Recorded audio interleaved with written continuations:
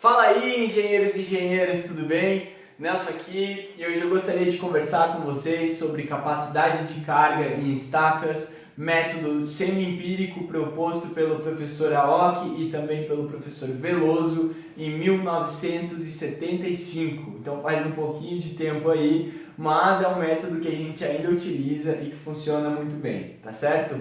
Eles basicamente disseram pra gente o seguinte, que a resistência de uma estaca a capacidade de carga de uma estaca ela é dada basicamente por dois fatores, que é a resistência lateral que essa estaca tem, ou seja, a resistência por atrito lateral ao longo do fuste, e a resistência de ponta, que é a resistência que a ponta desse fuste tem lá embaixo, lá em contato com, de repente, um solo com maior capacidade de carga. E esses dois fatores, eles são calculados, essas duas resistências são calculadas com base em outras duas fórmulas, que é a fórmula da resistência lateral e da resistência de ponta. Vamos esmiuçar cada uma delas. Primeiro, a fórmula da resistência lateral. Então, a resistência lateral ela é formada pelas incógnitas somatória do ΔL, que é essa incógnita aqui, U, que seria uma outra incógnita, e RL, que seria aí a terceira incógnita dessa fórmula. O ΔL, o que é, Nelson? Bom, o ΔL é um comprimento de um trecho em que se admite RL constante. O que significa isso? Vamos lá. Trecho em que se admite RL constante. RL é uma incógnita geotécnica. E essa incógnita geotécnica, ela é formada pelas incógnitas alfa, K, NSPT e F2. Vamos ver o que cada uma dessas incógnitas quer dizer. Alfa é dado pela tabela 2, em que eu entro com o tipo de solo. Então, se eu tenho um silt, o meu alfa é 3. E aí eu entro com o valor 3 aqui dentro dessa fórmula. Se o meu K é um silt, eu entro aqui nessa tabela de volta. Silt, o K eu tenho que é 0,4. Então, 3 vezes 0,4. O NSPT, o que é? É um fator de resistência, né? É um índice de resistência que é dado por um laudo de sondagem. E o meu F2 é um fator de correlação que é indicado pelo tipo de estaca. E depende, por exemplo, aqui, se eu tenho uma estaca Frank, ele é 2.5 e no caso o F1 é 2.5, mas o F2 é 5. Então eu entraria com o valor de 5 caso você esteja utilizando uma estaca Frank, tá? Voltando, o RL, então ele depende principalmente do tipo de solo, do NSPT e do tipo de estaca que eu estou utilizando. Se eu tiver o tipo de estaca constante, não tem como variar realmente uma estaca, né? Se eu tiver o meu solo constante, ou seja, eu tenho silt em toda uma camada lá de 7 metros, tá? E se eu tiver um NSPT parecido, 5, 4, 6, variando aí nesse sentido, eu posso fazer um trecho maior do que só 1 metro, porque senão você vai ter que utilizar essa fórmula várias vezes, a resistência lateral para cada metro da tua estaca.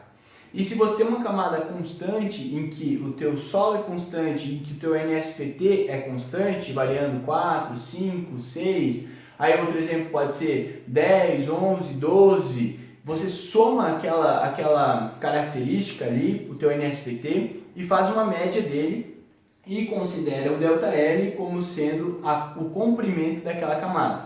Deu para entender? Beleza? Então isso quer dizer o trecho onde se admite RL constante, ou seja, as características geotécnicas daquele trecho, daquela camada que você está utilizando no teu NSPT, no teu laudo de sondagem lá que chegou para você no teu escritório. Então isso é o que você utiliza, é o ΔL, é o comprimento dessa camada. O U é o perímetro da tua estaca, se você está utilizando uma estaca circular, é o perímetro dessa estaca, e o RL é o que a gente conversou, alfa vezes K vezes NSPT dividido por F2. Bacana, galera? Se você está utilizando, por exemplo, uma planilha do Excel, você pode fazer esse cálculo por metro, vai ser muito mais fácil, mas caso você esteja fazendo um cálculo na mão para aprender, é bom você utilizar camadas com características parecidas, faz uma média do NSPT, utiliza aí os coeficientes aí com base no solo que você está utilizando e está tudo certo, vai com certeza ser bem parecido como quando você utiliza camada por camada, tá certo? RL, show de bola, interpretamos, tá perfeito, dá para calcular. Vamos para RP, que é resistência de ponta. Resistência de ponta é dada pela área de ponta vezes meu RP, que é outro índice geotécnico, que está aqui embaixo a fórmula desse índice. Ele é dado pelo K vezes N, que é o SPT da camada, dividido por F1. Se o K é retirado da tabela 2, então se eu tenho um silt, o K é 0.4, você entra com 0.4 aqui. O teu N vai variar aí com as camadas de solo, é o teu NSPT, né, que você vai pegar no laudo de sondagem. E o teu F1 varia com o tipo de estaca que você está utilizando. Feito, galera? Por exemplo, só para exemplificar, se você está utilizando uma estaca Frank, seria 2.5 o teu F1, tá certo? Entra com esses valores nas fórmulas e você vai ter aí o teu resultado, tá? Galera, é o seguinte, tabela 1, o que aconteceu? Em 1975, os professores Alck e Veloso sugeriram essa tabela aqui, com valores para estaca pré-moldada, F1 1.75 e F2 3.5, tá? Só que em 1985 eles perceberam que esses valores para estaca pré-moldada estavam muito seguros. Seguro é uma coisa boa, né? Então estava muito majorado, vamos dizer assim, ou seja, a estaca aguentava 5, eles tinham colocado aqui para colocar no cálculo dar 3, 2, entendeu? Então estava muito para baixo esse cálculo aí deles e a estaca estava aguentando muito mais do que eles tinham colocado nesse método.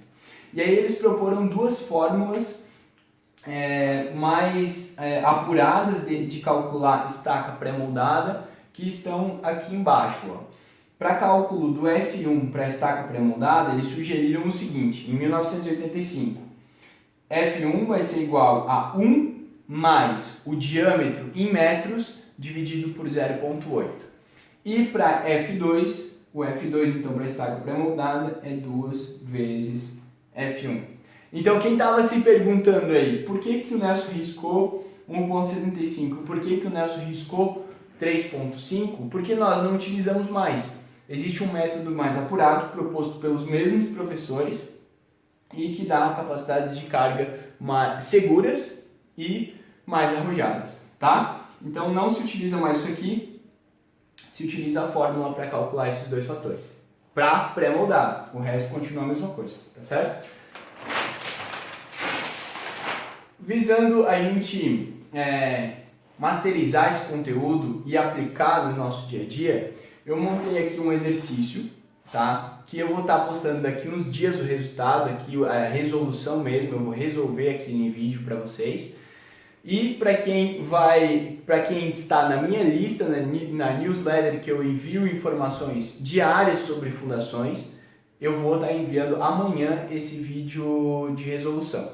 Então vai hoje o vídeo explicando o conteúdo e propondo o exercício para ser feito e amanhã vai a resolução. Considerando estacas pré-moldadas em concreto centrifugado, esse é o exercício, com diâmetro de 26 centímetros, carga de catálogo de 50 toneladas e comprimento de 12 metros, com laudo de sondagem SPT conforme abaixo, tá aqui o laudo de sondagem, com ponta cravada na cota menos 12 metros, e calcule então a capacidade de carga com base no método do professor Aoki e do professor Veloso. Está aqui o SPT. O que ele está dizendo? Que na camada 1 eu tenho NSPT 5, depois 2, 3, 2, 4, 4, 7, 9, 9, 7, 7, 9, 14, 16 e 15. Então esse é o NSPT característico do meu solo. Aqui eu tenho que tipo de solo que ele é. Então de 0 a menos 6 eu tenho uma areia fina média argilosa marrom. De menos 6 a menos 11 eu tenho uma areia fina argilosa arenosa, areia fina argilosa avermelhada.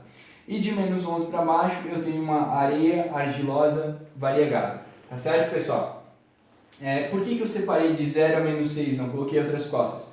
Porque pode ver que aquilo que eu comentei anteriormente é o que está acontecendo agora. Eu tenho seções em que o meu solo é igual, é o mesmo, e o NSPT é muito parecido. Então eu posso fazer a média desse NSPT para fazer o cálculo aqui.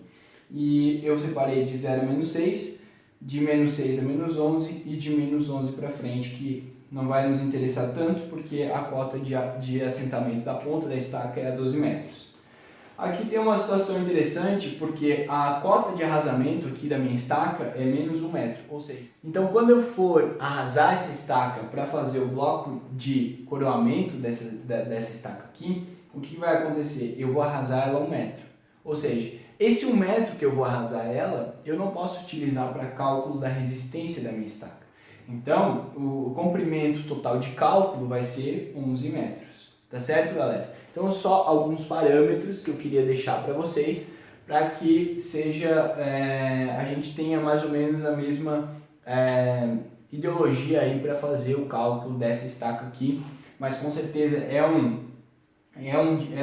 exercício que tem muito a ver com o dia a dia do engenheiro civil. Eu mesmo já passei por situações parecidas e com certeza vai agregar muito aí caso vocês algum dia precisem fazer algum cálculo de estacas, cálculo de estaca pré-moldada. Então seria isso que eu gostaria de auxiliar aí vocês, tá? Próximo vídeo vem a resolução aí. Se gostou, deixa aquele curtir, tá? Como todo vídeo tem isso, aqui também não é diferente. Ajuda muito. Deixa o curtir, deixa o compartilhar, tá?